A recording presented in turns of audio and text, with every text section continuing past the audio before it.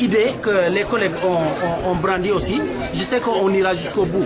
Parce que ce qui se passe, c'est que dans cet hôpital aussi, nous ne pouvons pas compter sur nos partenaires sociaux, les syndicats qui sont là dans cet hôpital régional de Ziguinchor. Parce que si vous vous souvenez, au 1er mai, nous avons fait seul la marche avec nos camarades de la CNTS régionale de Ziguinchor. Nous avons fait la marche seul. Il n'y a aucun syndicat dans cet hôpital qui nous a accompagnés.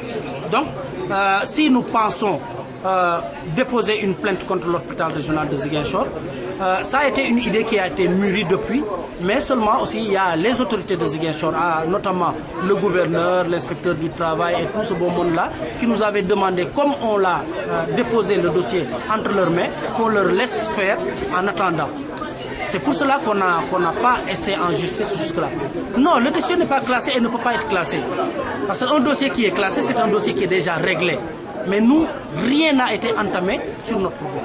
La menace de porter plainte, elle existe bel et bien. Et je vous dis que notre problème, ce n'est pas un problème uniquement sous-régional. Et ce qu'ils nous disent, ils essaient de nous cantonner dans cet hôpital. Parce que les partenaires sociaux dans cet hôpital, que ce soit l'administration, que ce soit tout le monde, ils nous disent que non, ceux-là à qui vous allez donner vos doléances ne peuvent pas régler votre problème. Votre problème ne peut être réglé que de façon interne. Et tout à l'heure là, lors de notre rencontre avec le conseil d'administration, ils nous parlent de problèmes de moyens. Mais s'ils n'ont pas les moyens, ils n'ont qu'à taper là où il faut faire, là où il faut taper pour régler nos problèmes. Voilà, ce mouvement, nous pouvons l'expliquer de façon vague par des problèmes que nous vivons depuis 10 ans. Depuis après la réforme de 2003, le personnel contractuel de l'hôpital régional de Ziguinchor a toujours été laissé en rade dans cet hôpital. Oui, a été laissé en rade là où on voit par exemple un personnel qui perçoit 50 000 francs par mois, qui a une famille à nourrir, ce personnel à qui on ne cotise même pas pour la caisse de sécurité sociale ni pour l'IPRES, qui ne perçoit pas de prime de risque. Hein.